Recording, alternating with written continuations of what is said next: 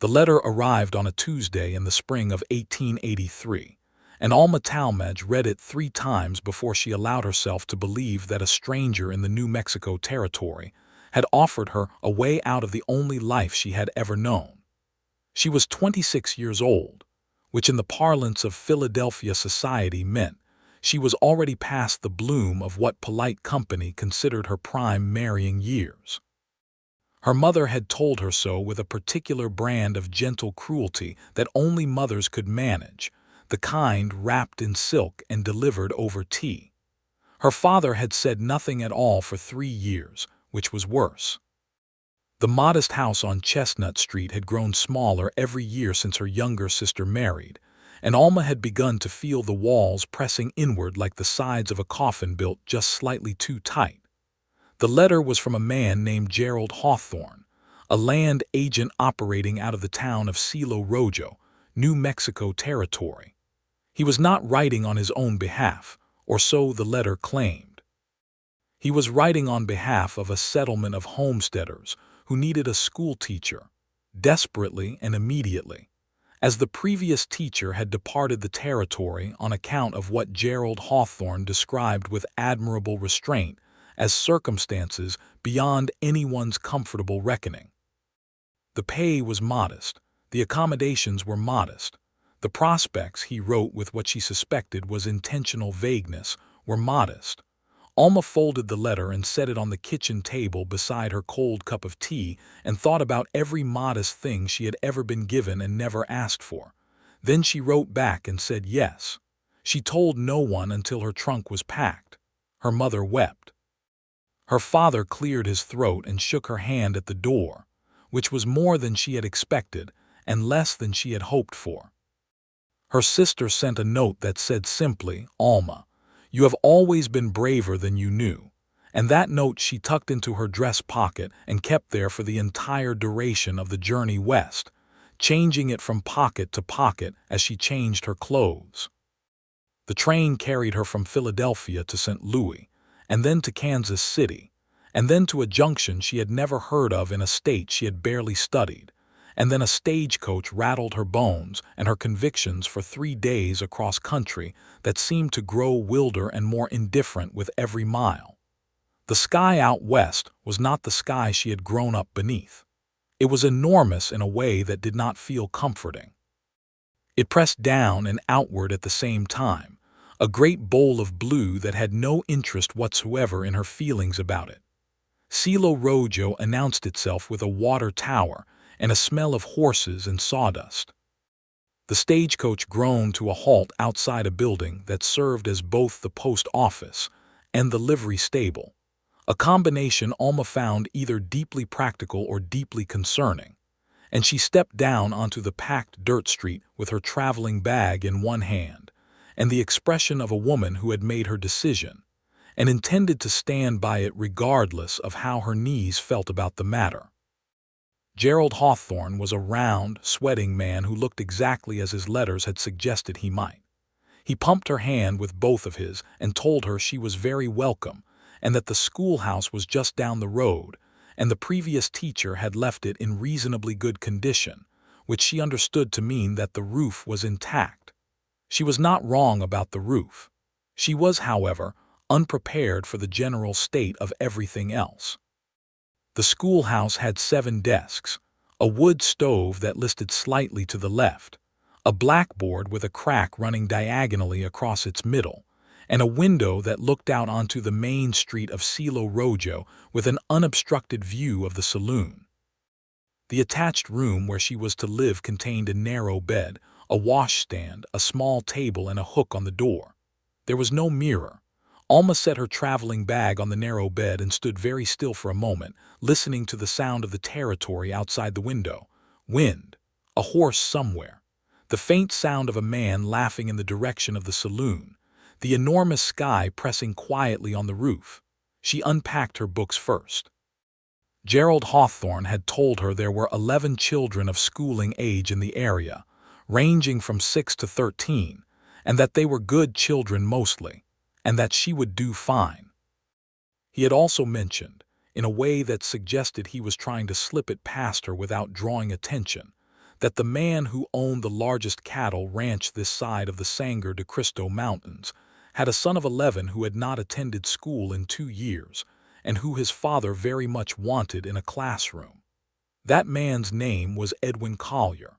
She did not think much about the name at the time.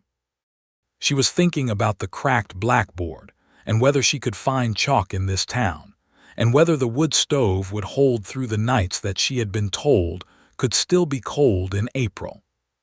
She met Edwin Collier for the first time on a Wednesday, 3 days after her arrival, and the meeting was not romantic in any conventional sense. She was on her hands and knees in the schoolroom doorway, attempting to determine whether the front step had rotted through or merely looked like it had rotted through, when a shadow fell over her and a voice said, from somewhere above her left shoulder, "You're going to go straight through that if you keep pressing on it." Alma sat back on her heels and looked up. The sun was directly behind him, and for a moment he was only a silhouette, tall and broad-shouldered, wearing a hat that had seen considerable weather. Then she stood and the angle shifted and she could see him properly. He was perhaps 30, she judged, maybe a year or 2 on either side of that. He had a lean, weathered face that suggested he spent most of his time outdoors, which in this part of the country likely meant all of his time. His eyes were a particular shade of brown that she would later think of as the color of good creek water in late October, clear and deep and moving. He was holding his hat in his hands, which she took as a point in his favor. "Edwin Collier," he said, "I own the rocking sea about 6 miles north of town." "Alma Talmadge," she said, "I teach school." "I know," he said, "I came to bring Thomas." He turned slightly, and she noticed for the first time the boy standing slightly behind him, a dark-haired child of about 11 with his father's eyes, and a muteness set to his jaw that she recognized from her own reflection at age 12. "Thomas has been informed that he will be attending school beginning Monday." The boy, Thomas, looked at her with the careful, measuring expression of a child who has decided to dislike someone on principle and is waiting to see if the evidence supports the conclusion. "I look forward to having him," Alma said, and she smiled at Thomas directly, not the sort of bright, performed smile that children recognized instantly as false, but the smaller, more honest kind that said she meant what she said and was not afraid of the jaw. Thomas looked slightly uncertain. Edwin noticed. Something in his expression shifted, very briefly, toward something that was not quite a smile but was in the neighborhood. "The step does need replacing," he said, looking down at it. "I'll send a man over." "You don't have to do that," she said. "I know," he said. He put his hat back on and tilted it slightly against the sun. "But the children need to be able to get in without breaking an ankle, and Gerald Hawthorne will not get to it before Christmas." He was not wrong about Gerald Hawthorne. The step was replaced by Friday. The school opened the following Monday with 9 children present, Thomas Collier among them, seated in the second row from the back with his arms crossed. The other children were a varied collection of young personalities belonging to farming and ranching families within a reasonable distance of town, and Alma assessed them all in the first 20 minutes with the calm efficiency of a woman who had been waiting her whole life for something that was actually hers to do. She taught arithmetic in the morning and reading in the afternoon, and in between she told them about the history of the country they were living in, not the sanitized, comfortable version she had herself been taught, but something closer to the truth. She told them about the Navajo and the Apache, and what had happened with the land that those peoples had lived on for centuries. She told it carefully and without dramatics, because she believed children deserved honesty more than they deserved comfort. 2 of the children had Apache blood, she would learn later, and they looked at her with a careful attention that she understood to mean they were listening for the note of condescension that adults usually could not help but include. She tried very hard to leave it out. Thomas Collier uncrossed his arms by Wednesday. Edwin came to collect his son each afternoon that first week and stayed longer each time. First only long enough to tip his hat and put the boy on his horse, then long enough to ask a question about how Thomas was getting on, then long enough to lean against the doorframe of the schoolhouse, while Thomas finished gathering his things and talked to Alma about nothing in particular, which is to say about everything in general. He was not a man who talked for the sake of filling silence, she observed. He chose his words with a kind of quiet deliberateness, as if each one had been considered before being deployed, and this was so unlike the men she had known in Philadelphia, who talked constantly as a performance of their own importance, that she found herself paying an unusual quality of attention to the things he said. He told her about the land, about the particular quality of the light in spring, and the way the mountains looked in January and the behavior of the cattle in different seasons. He told her about the territory, its contradictions and its promises, the way it asked more of people than they often knew they had. He did not tell her that he missed his wife, who had died of a fever when Thomas was 8, but she sensed the shape of that absence in the space around his words the way you sensed a river without seeing it, by the way everything in its vicinity bent toward it. She did not tell him about Philadelphia. He did not ask. But he asked about her books, which she had arranged on a makeshift shelf along one wall of the schoolroom. And when she said she had read every one of them, he looked at her for a moment with an expression of uncomplicated respect that was more warming than she wanted to admit. The social center of Cielo Rojo, insofar as a town of 400 people could be said to have a social center, was the general store run by a woman named Berta Vasquez, who was in her late 40s, broad and authoritative and possessed of an intelligence that the town had not, in Alma's assessment, properly accounted for. Berta had lived in the territory for 20 years and knew everyone and everything that had happened to them, and she took Alma under her wing in the practical, unsentimental way of a woman who recognized competence and did not require it to justify itself. It was Berta who told her the fuller story of Edwin Collier. His wife, Clara, had been a good woman by all accounts. They had married young, built the rocking sea from almost nothing, and then Clara had sickened in the spring of Thomas's 8th year and been gone before summer. Edwin had raised Thomas alone since then, which in the territory meant raising him while also running a cattle operation that employed 8 men and covered more acreage than most eastern counties. "He's a good man," Berta said, restocking her shelves with the practiced efficiency of long habit. "Stubborn as the mountains and just about as talkative, but good." "I'm not looking for a man," Alma said, and meant it completely. She had come here for the sky and the work and the space to breathe. She had not packed expectations.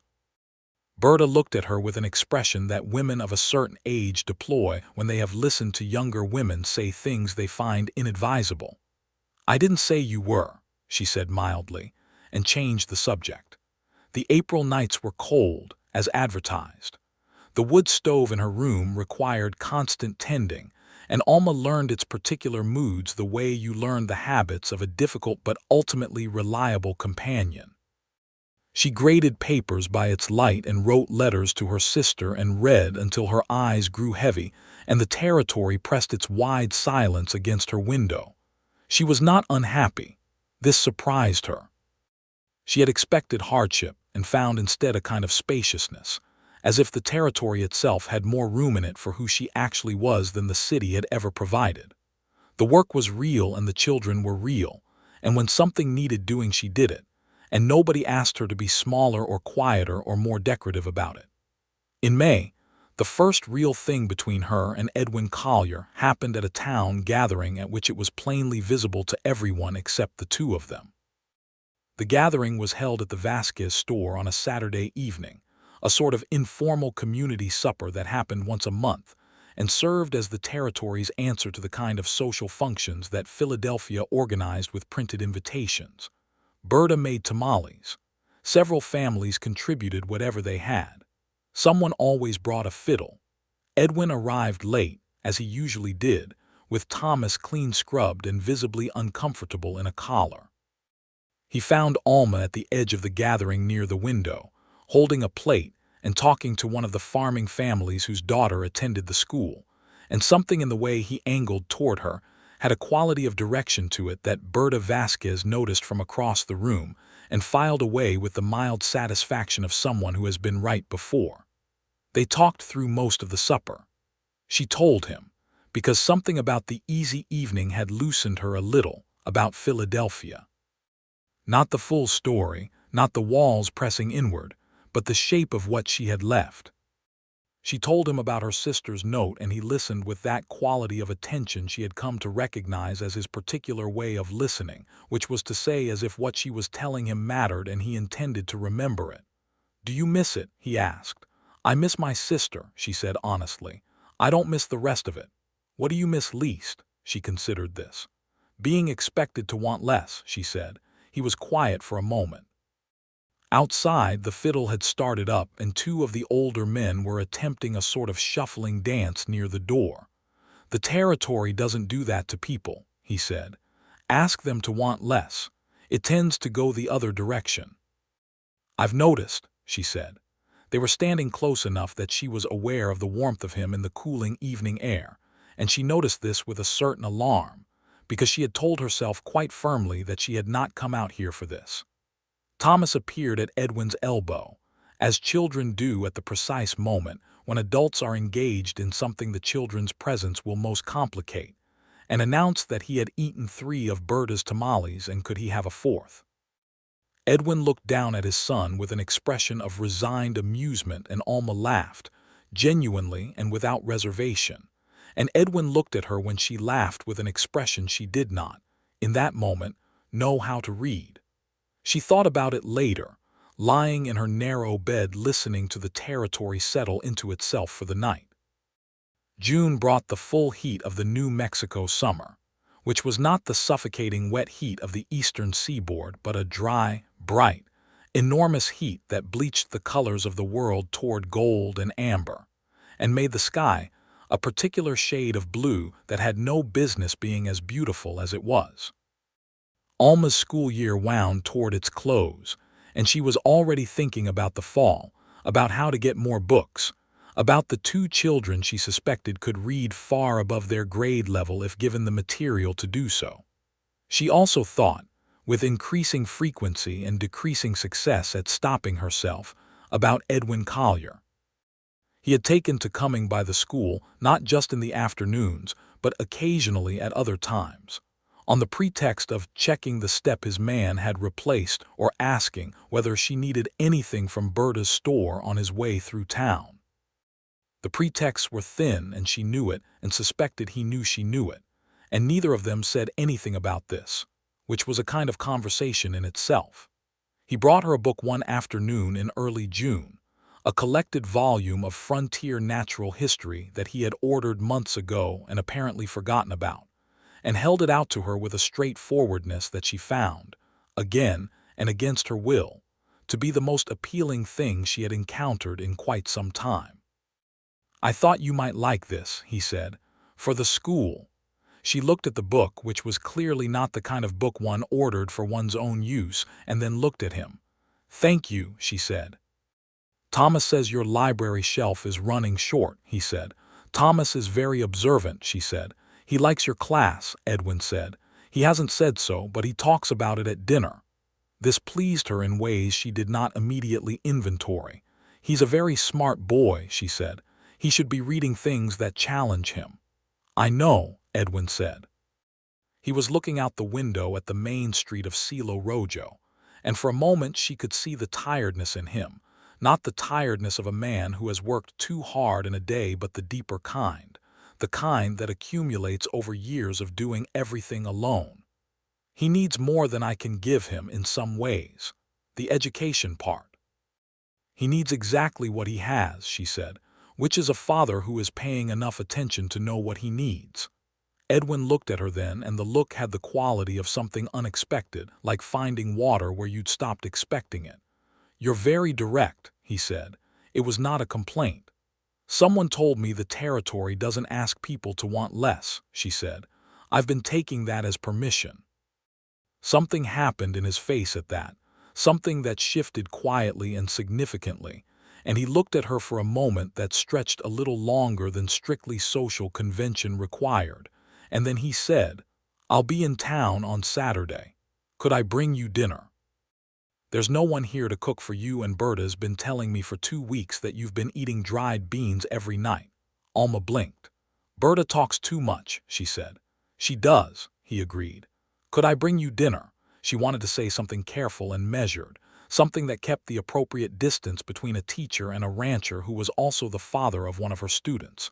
She said, "Yes," and the word had a feeling to it like setting something down that she had been carrying for a long time. He brought a proper meal on Saturday, packed in a basket by his housekeeper, a woman named Rosa who had worked at the rocking sea since before Thomas was born. There was bread and roasted chicken, and something sweet with dried cherries that Alma ate with an unguarded appreciation that made Edwin smile. They ate at the small table in her schoolroom, because the attached room felt too small, and the street felt too public, and they talked for 3 hours about things that ranged from the books on her shelf, to the history of the territory, to his memories of building the rocking sea from land that had asked everything of him, and rewarded the asking in kind. He told her about the first winter, when the cattle had nearly all died, and he had nearly sold the land and gone back to Missouri, and how he had not, and how he still did not entirely understand why, except that the land had felt like something he was supposed to figure out. She told him about the decision to answer Gerald Hawthorne's letter, and something about the evening made her honest in a way she hadn't been yet, and she told him about the walls pressing in and the cold cup of tea, and the sense that she had been waiting her whole life for something that was actually hers. "Is this it?" he asked. "What you were waiting for?" She looked around the schoolroom at her books on their shelf and the children's work pinned to the wall and the cracked blackboard she had patched with her own careful hand. "Some of it," she said. He looked at her steadily. "Some of it," he repeated, and it was not quite a question. The evening ended with them standing on the replaced front step in the cooling night air, and he was standing close enough that she could have reached out and touched the worn collar of his shirt, and she did not. But the awareness of the distance between them had a charged quality that she felt in her chest. "Thank you," she said, "for dinner." "Thank you for the company," he said. He put his hat on and looked at her for one more of those moments that stretched. "Alma," he said. Just her name, said the way a man says a name when he is still getting used to the sound of it, testing it in the air between them. "Edwin," she said back. He left, and she stood on the step and listened to his horse moving away down the road, and the territory settled around her in its enormous, indifferent way, except that tonight it did not feel entirely indifferent. The summer school break arrived, and with it the particular challenge of time without the structure of teaching. Alma used it to improve the schoolroom, to write to her sister about what she was beginning to feel without quite naming what she was beginning to feel, and to spend time with Berta, who was teaching her things about the territory and its plants, and its history that no book she'd brought from Philadelphia had contained. She also spent time at the rocking sea, though this happened gradually enough that it was difficult to identify the precise moment it became a regular occurrence. Edwin had invited her to see the property, offering to show her the land his histories had made vivid. She had said yes, and then she had gone on a Sunday in July, riding out on a horse borrowed from the livery, and Thomas had been her enthusiastic guide across acres of grassland and scrub that shimmered in the summer heat. The rocking sea was beautiful in the particular way of working places that have been cared for. It was not grand. It was solid and purposeful, with a main house of adobe and timber that had been expanded twice as the operation grew, a barn that smelled of hay and horse and labor, and a yard where chickens moved with their particular air of urgent purposelessness. Thomas showed her everything with the pride of a boy who had grown up knowing that this land was his inheritance, and Alma paid full attention to all of it. Edwin walked with her in the late afternoon, when the heat had begun to ease toward evening, and the light was the color of honey. They walked along the creek that ran through the north pasture, and talked about nothing with the easy comfort of people who had been in conversation long enough that the silence between words had stopped feeling like something to fill. "Thomas asked me if you were going to stay," he said, at a point when they had stopped to watch a hawk working the current above the tree line, In Cielo Rojo, she asked. Yes. I hadn't thought about leaving, she said. He was asking because he wants you to, Edwin said. He was watching the hawk. So do I. The honesty of it, unadorned and unguarded, caught her off guard entirely. She looked at him and he was still watching the hawk, giving her a moment to absorb what he'd said, which she recognized as a deliberate courtesy. Edwin, she said. He looked at her then.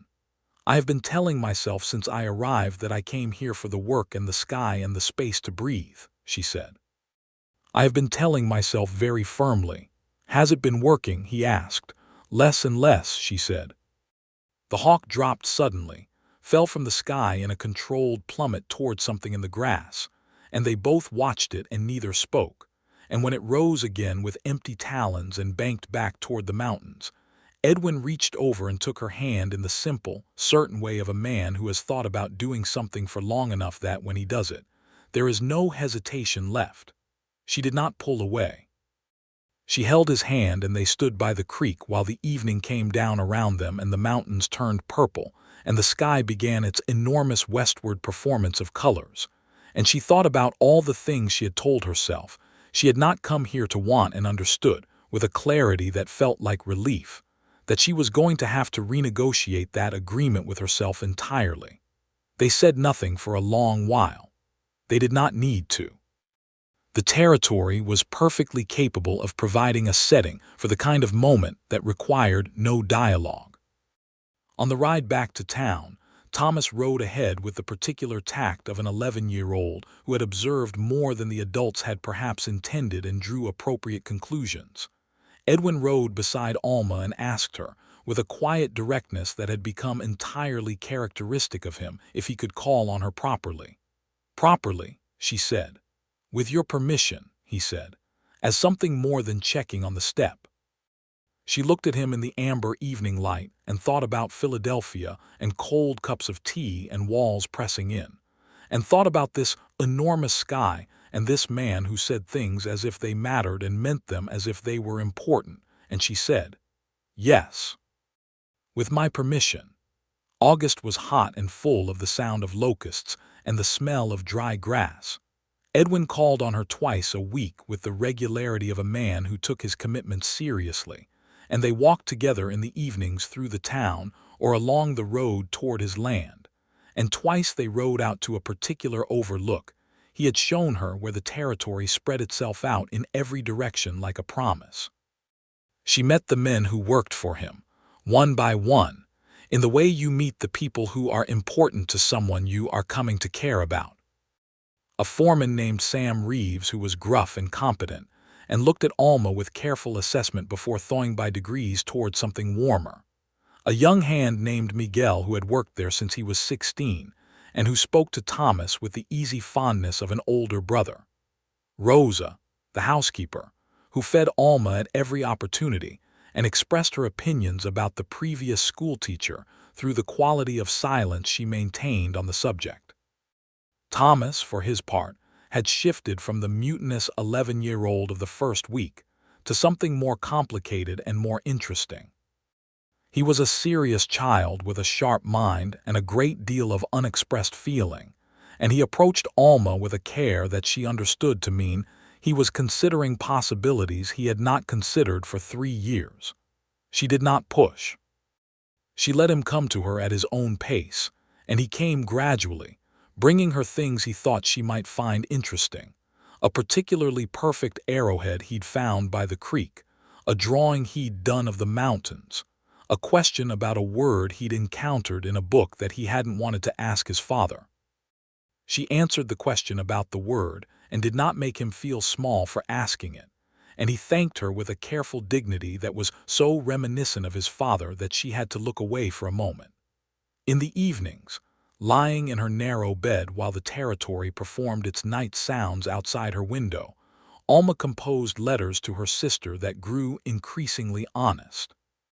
She described Edwin in terms that her sister would understand: steady and quiet and deeply capable, the kind of man you did not immediately appreciate because he did not perform himself for your inspection.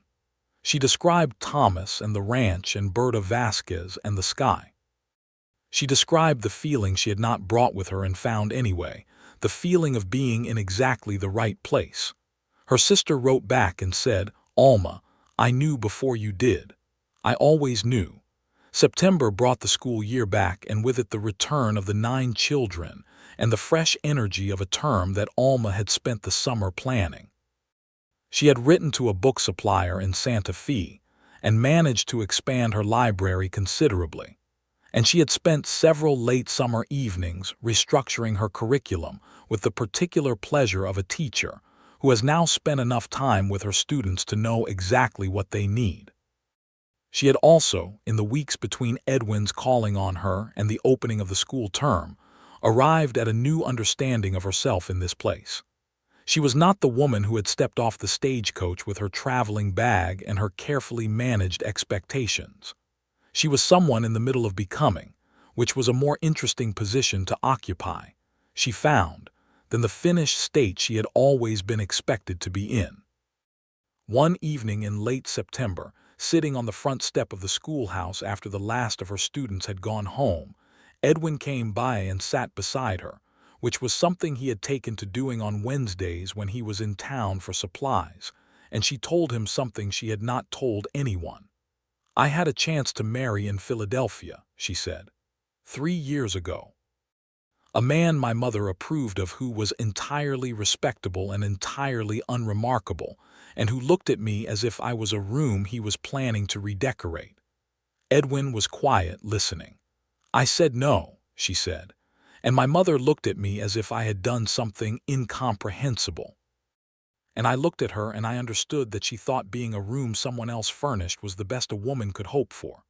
"It isn't," Edwin said. "I know," she said, "but knowing it didn't do me much good in Philadelphia." He leaned forward, elbows on knees, looking out at the main street where a pair of horses were hitched outside the saloon and the light was going the color of embers. "Alma," he said. "Yes," she said. "I'm not going to look at you like that," he said, "in case you've been wondering." She had not precisely been wondering. She had been observing, and what she had observed had told her that. But there was something in hearing it said, plainly and without decoration, that settled something in her that had not known it was still waiting to settle. "I know," she said. "That's one of the problems." "How is that a problem?" he asked, turning to look at her. "Because I came here expecting nothing," she said, "and you have been making that very difficult to maintain."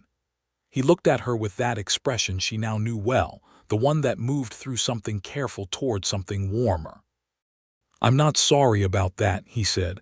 "I'm not either," she said. "That's the other problem." He reached over and covered her hand with his, the same way he had by the creek in July, the same certainty in the gesture. This time she turned her hand and held his properly, fingers intertwined, and they sat on the replaced front step in the settling evening while the territory did what it always did, which was to be enormous and indifferent and somehow, despite itself, exactly what she had needed. October arrived with a cold snap that made the mountains visible in a new way, the high peaks showing white and the air sharpening into something with edges. The cottonwood trees along the creek road turned a yellow so intense it looked like they were lit from inside, and Alma walked through town in the mornings to her schoolroom with her wool coat on, and the feeling of a woman who has arrived somewhere and knows it. There was a trouble in October, as there sometimes was in the territory, because the territory was not a gentle place and occasionally reminded you of this. A man came to Cielo Rojo, a drifter of the unpleasant variety who had the particular manner of someone for whom other people's property was a theoretical distinction, and he caused a series of disturbances in the course of a week that culminated in a disagreement at the saloon that spilled into the street on a Friday evening. Alma was closing up the schoolroom when she heard the shouting. She went to the window and saw the disturbance down the street, 3 men in a posture of confrontation near the saloon door, and then she saw Edwin, who had been in town that evening, move into the situation with a calm deliberateness that was entirely characteristic of him. She could not hear what was said, but she watched him stand between the drifter and 2 of the town's regular citizens with the unhurried authority of a man who has earned the right to be listened to, and she watched the drifter read Edwin with the particular animal calculation of someone deciding whether a situation is worth the cost. It was not. The drifter left town by morning. When Edwin came by the schoolhouse that evening, ostensibly to walk her to Berta's for supper, she looked at him with an expression that he read correctly. "It was nothing," he said. "It was not nothing," she said, "but you handled it well." He looked at her with something that was almost amusement. "Were you watching from the window?" "I was watching from the window," she admitted. "I'm glad nothing was required of me except talking," he said. "I prefer it that way." "I know," she said. "That's something I've noticed about you." "What have you noticed?" he asked.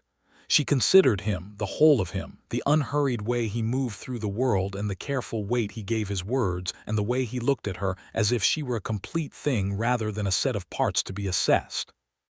"That you do things because they're right," she said, "not because people are watching." He was very still for a moment. "Alma," he said. "Yes," she said.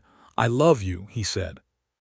He said it the way he said most important things, without preamble and without decorative uncertainty, as if he had thought about it long enough that when he arrived at it he was entirely sure. She had known, she realized. She had known for weeks, possibly for months, possibly since the creek in July, certainly since the front step in September, and she had been carrying the knowledge carefully like something she did not want to disturb before she was ready. She was ready. "I love you too," she said, and the words had the feeling of something that had been true for a while and was only now being given permission to be said aloud. He reached up and touched her face with a gentleness that was at odds with the roughness of his hands, which were ranchers' hands, weathered and strong, and she turned her face into his palm without thinking about it, purely instinctive. And he looked at her with an expression that she had no name for except that it was the opposite of a wall pressing inward. He kissed her on the front step of her schoolroom in the October evening, and it was not a dramatic kiss in the way of novels. It was quiet and certain and warm, and the territory went on being vast and indifferent around them, and she thought, briefly and with deep pleasure, about all the things she had told herself she had not come here expecting, and how wrong she had been, and how glad she was to be wrong. November brought colder nights and longer evenings, and the kind of intimacy that develops between two people who spend real time together, not the performed intimacy of social calls, but the actual kind, sitting by fires and talking about things that matter. Edwin began leaving Thomas with Rosa on Saturday evenings and coming to town to have supper with Alma, and they sat in her small schoolroom and talked until the fire in the wood stove burned low and the night pressed against the windows. She learned the full shape of his story. His parents had come west from Missouri when he was 17, had homesteaded on land that the territory had taken from the Navajo not 2 decades before, and he spoke about this with a frankness that she appreciated, the acknowledgement of what it had cost others to give them what they had. His father had died in 1874, his mother in 1878, and he had built the rocking sea in the years between those losses, building while grieving, which was perhaps the only way to grieve when the land demanded your presence.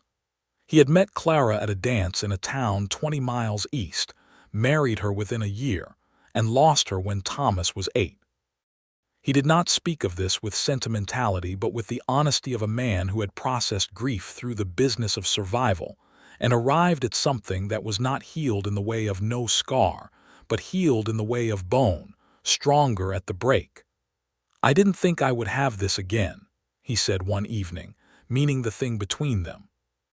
"I had stopped thinking about it." "So had I," she said.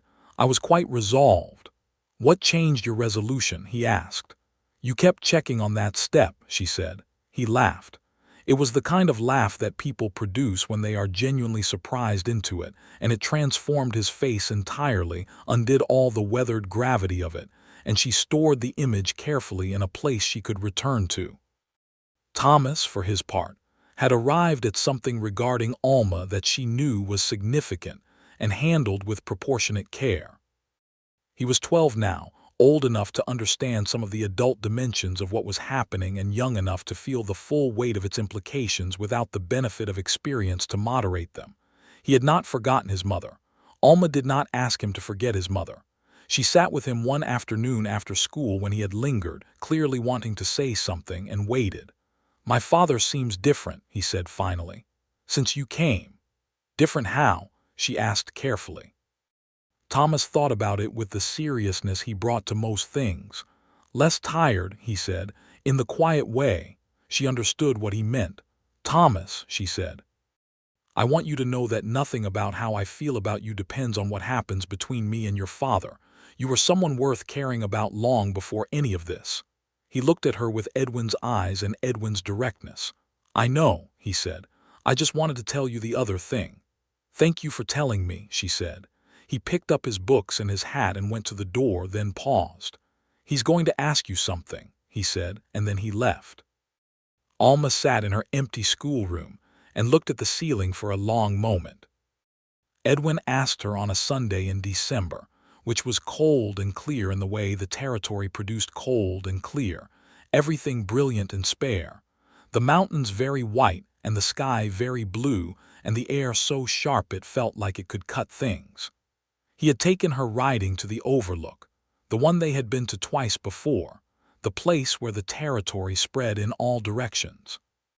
They sat on their horses at the edge of it and watched the shadows of clouds move across the mesa below, slow and enormous, and it was the kind of view that made personal matters feel both very large and very appropriately small.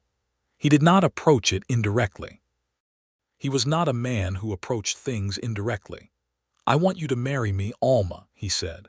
"I want you at the ranch properly, and I want Thomas to have what I believe you are the right person to give him, and I want you to stay in this territory for the rest of my life and have the room you were looking for when you came here. I want to give you that." She had known it was coming. Thomas had told her as much in his own way, and she had spent 2 weeks in a private conversation with herself that had been considerably less conflicted than she might have expected. She was a thorough woman. She thought things through. She had thought this through. She looked at Edwin on his horse in the December light with the territory behind him like everything that had ever been large enough to be real. And she thought about the word modest in Gerald Hawthorne's letter, 3 versions of it, and how she had carried her sister's note from pocket to pocket across the country, and how she had stood on the front step of the schoolroom in April and looked up at this man who held his hat in his hands, and how all of it had led, with the inescapable logic of things that are right to hear. "Yes," she said. He reached across the space between their horses and took her hand, and she squeezed his fingers hard, and they sat at the edge of the overlook, while the cold December wind moved across the territory below them, and the mountains stood in their enormous, permanent way, and she felt something she had no word for except that it was the opposite of everything she had not expected to find. They told Thomas that evening at the ranch, sitting together at the kitchen table while Rosa bustled with characteristic strategic loudness in the other room. Thomas listened to his father with his careful face and then looked at Alma. "You said yes," he said. "I said yes," she confirmed. He nodded once, with the gravity of a person making a considered decision, and then he reached across the table and put his hand over hers for a brief moment, and then he pulled it back and asked what was for dinner, and Alma had to look out the window at the dark ranch yard for a moment while she rearranged her face. They married in February of 1884, in the small church that served Cielo Rojo, with Berta Vasquez in the front row wearing her best dress and an expression of complete vindication, and with Sam Reeves and Miguel and the rest of the ranch hands cleaned up and sitting straight, and with Thomas standing beside his father with his father's posture and his father's careful expression, and one wildflower he had kept somehow through the winter pressed flat in his jacket pocket, which Alma saw when he reached up to wipe at something near his eye and said nothing about. The ceremony was performed by a circuit preacher who came through every 6 weeks, a thin, kind man named Brother Elias, who had been marrying and burying the territory's inhabitants for 15 years, and who looked at Edwin and Alma with the quiet pleasure of someone who has seen enough human difficulty to recognize ease when it stands in front of him. Alma wore the best dress she had brought from Philadelphia, the deep blue one that her sister had said was her best color, and she carried a small bunch of dried rosemary because there was nothing in bloom in February, and she thought about her sister's note, the one she'd kept in her pocket across the whole country, "I knew before you did," and felt the truth of it settle warmly in her chest. When Brother Elias asked Edwin if he took this woman, Edwin looked at Alma with the full weight of his attention and said, "I do," in the voice he used for things he meant entirely, and Alma felt the words in her chest the way you feel the low note of a bell, resonant and clear.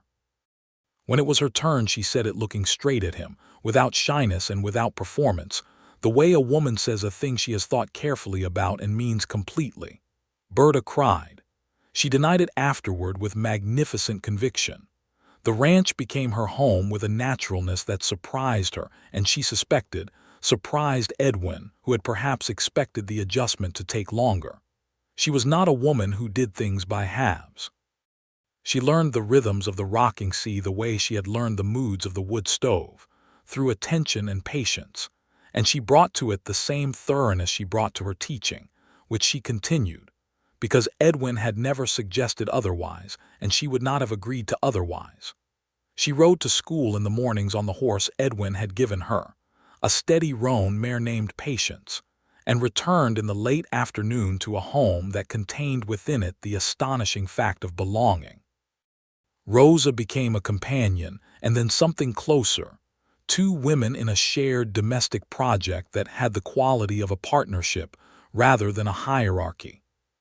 Thomas came home from school to the kitchen table, and his books and occasional conversations with Alma about the things he was reading that had the quality she prized above most things in education, which was genuine two-way engagement. In the evenings, Edwin came in from the land and washed up and sat at the table, and there was food and light and the low sound of family, which was what it was, she understood. This was a family. She was in it. She had made it. They lay together in the evenings in the room that had been Edwin's alone and was now theirs, with the territory pressing its vast dark silence against the adobe walls, and they talked in the way that people talk in the dark when the day is done, and the defenses are down, honestly and quietly, about small things and large ones. He told her things he had never told anyone, she suspected, not from a surfeit of sentiment but because she asked him the right questions and waited for the answers. She told him things she had kept in her chest for years, the full version of the Philadelphia story, the cold tea, the walls, the man who had looked at her like a room to redecorate. That man, Edwin said, was a fool. He was not particularly exceptional in that, she said. I was surrounded by people who thought wanting was inappropriate behavior for a woman. What did you want? He asked. This, she said. I didn't know it looked like this, but this. He pulled her close in the dark, and she fit against him the way bodies fit when the fit is right, not perfectly, because nothing is perfect but right, which is better. She listened to the sound of his breathing and the distant sound of the territory doing its nighttime business, and felt the warmth of being exactly where she was supposed to be, which she had stopped believing was possible so long ago that the feeling of it had a kind of wonder to it. The wonder of something you had stopped looking for and found anyway. Spring came around again, her second spring in the territory, and the land went through its remarkable performance of renewal, the grasses coming back and the cottonwoods leafing out, and the sky doing the extraordinary things it did in April. And Alma stood at the ranch yard fence one morning and looked at all of it and felt, with a fullness that was almost difficult to contain, the meaning of the word she had come here looking for without knowing she was looking for it. Home. In May, she told Edwin she was pregnant. He stood very still for a moment, the way he stood when something mattered and he was taking the full measure of it. Then he stepped forward and took her face in his hands and looked at her with an expression she had no word for except that it was the entirety of him, every careful and deliberate and deeply feeling part of him, brought entirely to bear on her. "Alma," he said. "Yes," she said. He kissed her forehead and then her mouth, and then he held her against him in the ranch yard while the May morning moved around them, and she felt his hands on her back and the sound of his heart, and the enormous sky above them both, and she was not modest about any of it, not a single thing, because she had come to understand that wanting was not inappropriate behavior, that wanting was the most honest thing about her, and everything she had wanted was here. Thomas, when told, went through several visible emotional weather systems in rapid succession before arriving at something that looked like cautious delight. He was 12, almost 13, old enough to understand the implications of this new development, and he sat with them at the kitchen table and asked questions with the thorough directness of someone who has learned thoroughness from two people. "Will you still teach?" he asked Alma. "For as long as I'm able," she said, "and after when I can." "Good," he said. He seemed to find this answer stabilizing. "You'll be a big brother," Edwin said. Thomas sat with this for a moment. "I know," he said. He did not seem displeased by the prospect. He seemed to be calculating something, privately, with the intensity he brought to arithmetic. "I'll be good at it," he said finally, with the tone of someone making a commitment rather than a prediction. The summer passed in the way that summers pass when you are busy and happy, which is to say too quickly and with more pleasure than you entirely account for at the time. Alma taught through July before the heat of the territory in August made it a kindness to stop, and she spent the remaining weeks of summer in the less strenuous but no less engaged business of preparing, of sewing and organizing and long conversations with Berta and Rosa, of evenings on the porch of the ranch house watching the sunset do what the territory sunset always did, which was to be so excessive in its beauty that it bordered on the immodest. She wrote to her sister. She had written to her sister consistently since arriving in the territory, but the letters had changed over time, from careful and observational to something more unguarded, and this letter was the most unguarded of all. She described Edwin and Thomas and the ranch and the sky and the life she had built inside of all of it, and at the end of the letter she wrote, "You said I knew before you did. You were right about everything." Her sister arrived in September. Alma had not expected it. The letter announcing her intention to visit had arrived only 2 weeks before the stage, which in the territory passed for adequate notice. She stepped off the stage in Cielo Rojo looking travel-worn and entirely delighted, and immediately burst into tears at the sight of Alma, which was unusual for her, as she was not generally a woman who cried. Her name was Catherine, 2 years younger than Alma, and she and Alma had always had the kind of friendship that runs beneath the fact of sisterhood, independent of it and deeper. She stayed for 3 weeks at the ranch, occupying the spare room with the cheerful adaptability of a woman who has decided to be inconvenienced by nothing. And in those 3 weeks, she watched Edwin and Alma together with the expression of someone whose most hopeful theory has been comprehensively confirmed. She helped Edwin understand something about Alma that he had sensed but not been able to articulate, the specific texture of the difficulty she had come from, the years of being managed and diminished and invited to occupy less space. She told him this not as a complaint about the past, but as a way of saying, "You have done the opposite of that, and it matters, and she wanted you to know." Edwin looked at Catherine with the expression of a man who has been told something he already knew but is glad to have confirmed. "She matters," he said simply. "I was clear about that from the beginning." Catherine looked at him for a long moment.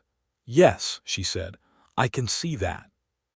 She left in late September, returning to Philadelphia and the husband and the life she had built there. But she left with the particular satisfaction of someone who has seen the most important person in her world exactly where they should be. She hugged Alma on the stage platform for a long time, and Alma held her back, and neither of them said the things they were thinking because they did not need to. Thomas had appointed himself Catherine's guide during her visit with an officious attentiveness that had made everyone laugh, and he stood with the adults to see her off and shook her hand solemnly. and Catherine shook it back with appropriate gravity and told him he was an excellent host. "I know," he said, which made her laugh again. "The baby came in January of 1885, a boy, delivered by the territory's one doctor, an experienced man named Dr. Arrieta, who had been practicing in Cielo Rojo for 12 years, and who delivered the news of a healthy son with the matter-of-fact satisfaction of someone who has been through this enough times to know that healthy is the only word that truly matters. They named him James after Edwin's father, and as the first word of it, he added Alma's family name as a middle name, James Talmadge Collier, which she did not expect and which meant more to her than she had adequate words to express. He was a solid, loud, determined infant who made himself known with conviction from the first hours of his life, and Edwin held him with a practiced competence that made Alma's chest tight in an entirely new way, watching this man who had built everything he had with his hands hold this small new thing with those same hands, as carefully as anything he had ever done. Thomas looked at his brother with the expression of someone who has made a commitment and intends to honor it. "Hello, James," he said, leaning down toward the bundle in his father's arms, his voice very serious. "I'm your brother. I'll look out for you." James, 6 hours old and entirely uninterested in social obligations, regarded his brother with the unfocused intensity of someone with more pressing matters to attend to. Thomas seemed to find this acceptable.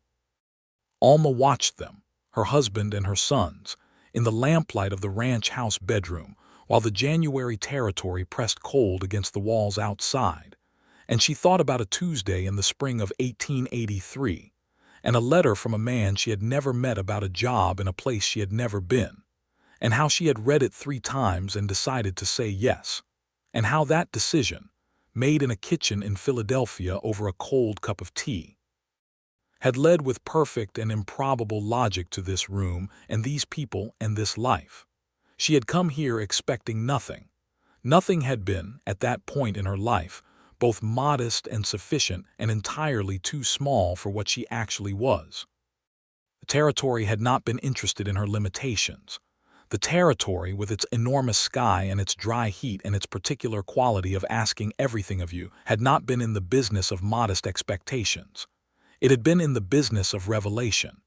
It had revealed to her that the thing she had been told was inappropriate, the wanting, the reaching, the refusal to be a room someone else furnished, was not inappropriate at all.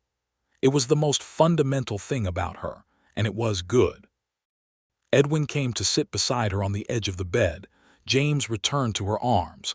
Thomas settled in the chair by the window that he had carried in from the other room so he could be present, and the January night held them all in it, the 4 of them and the ranch outside and the territory beyond that, enormous and indifferent and, in its enormous, indifferent way, theirs. "How do you feel?" Edwin asked her. He put his arm around her shoulders, very gently, with the awareness of a man who has spent 6 months being attuned to a body carrying a miracle. She looked at their son, at his dark hair and his already insistent quality of presence, and then she looked at Edwin and the room, and out the window at Thomas watching the winter stars appear one by one over the mountains. "Full," she said. "I feel full." He pressed his lips to her temple and held them there. She leaned into him. James made a sound of the comprehensive irrefutability of infants.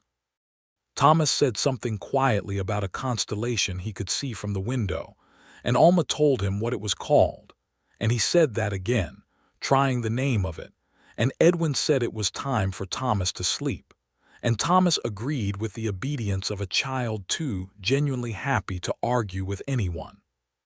The spring of 1885 came to the rocking sea the way spring always came, with color and noise and the particular energy of land that has been cold and is now warm, and Alma stood at the ranch yard fence again in the April morning with James in her arms and Thomas beside her, and she watched Edwin move across the yard toward them from the barn, still in his working clothes, squinting slightly against the rising sun. And he raised a hand to shade his eyes and saw them at the fence, and something in his face became the thing she had come to know best in the world, that private and particular expression that she understood to mean her. She raised her hand back. James waved a fist at the morning with characteristic conviction.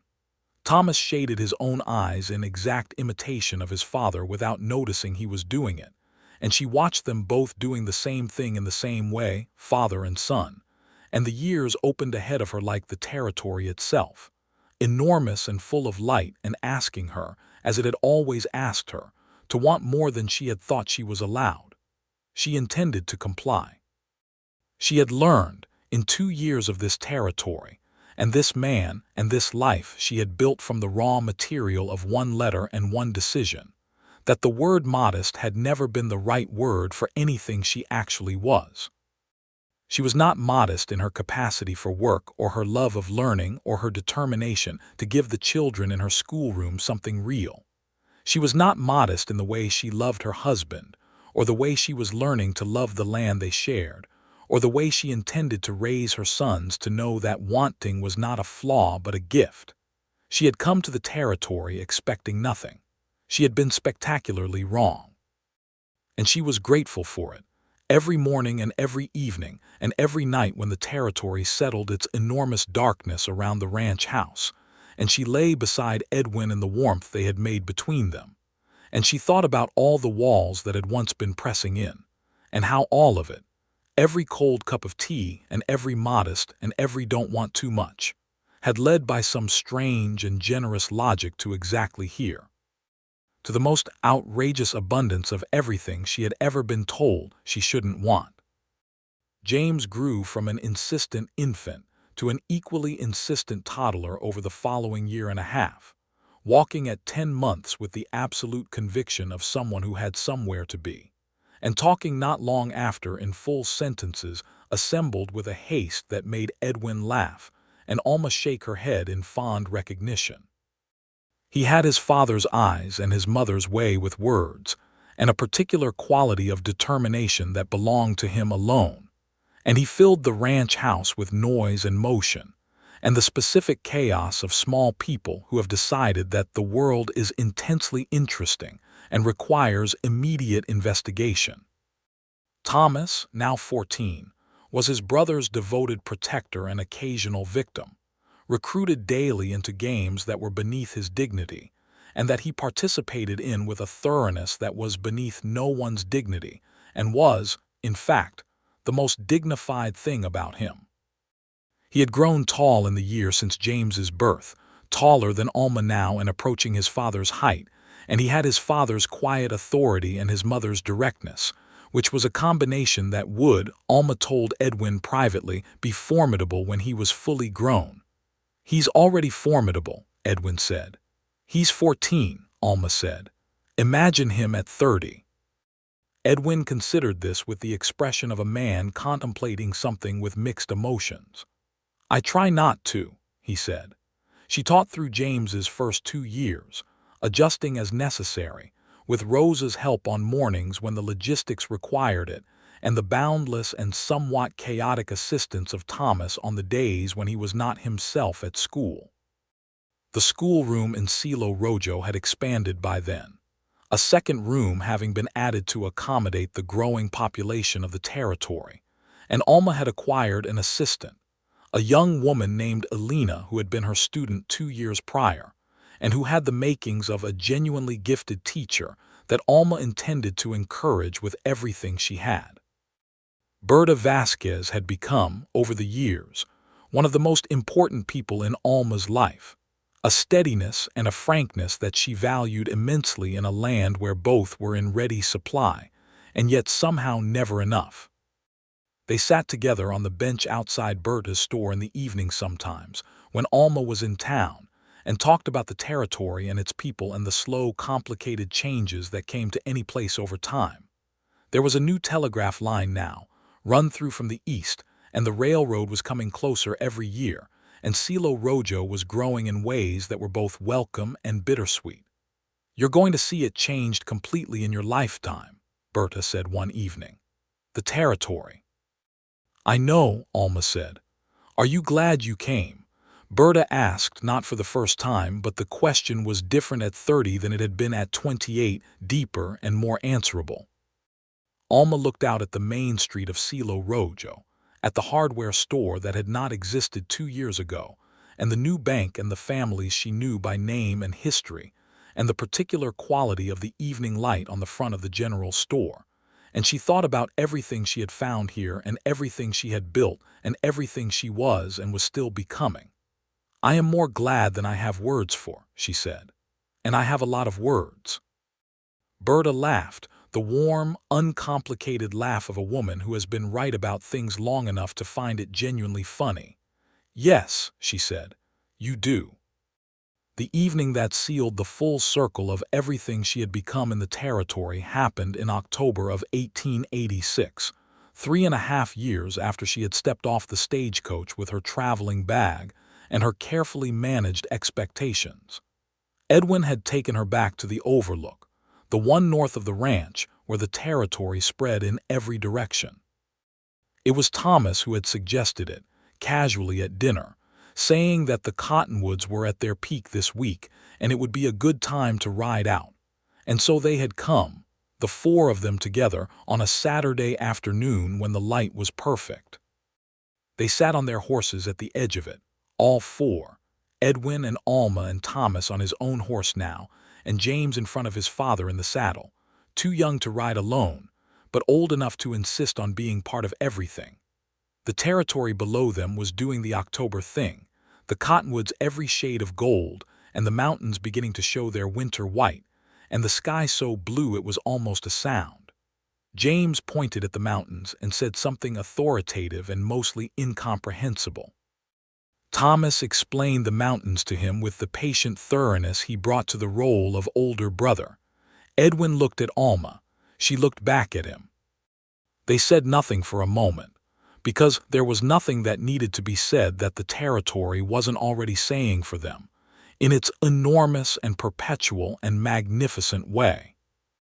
He reached over, the way he had in July of 1883 by the creek, and she took his hand the way she had taken it then, and they sat at the edge of the overlook while October moved around them, and their sons were loud and quiet in turn beside them, and she felt the full inventory of what she had. The man and the land and the sons and the work and the sky and the space that had never once asked her to want less. She had come to the territory expecting nothing. She had gotten more than she had ever allowed herself to want. And it was not enough to say that she was happy, because happy was too small a word for the whole of it. She was full and she was known and she was home and she was exactly herself.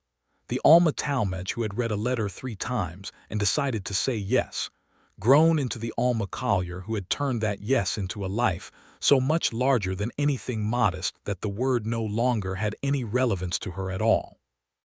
The October light shifted, going toward amber, and the mountains were going purple the way they did in the late afternoon, and Edwin squeezed her hand and she squeezed his back, and James announced something important about a hawk he had seen, and Thomas identified the species with impressive confidence, and the territory spread itself out in every direction as it always had, asking everyone in it to be large enough for it.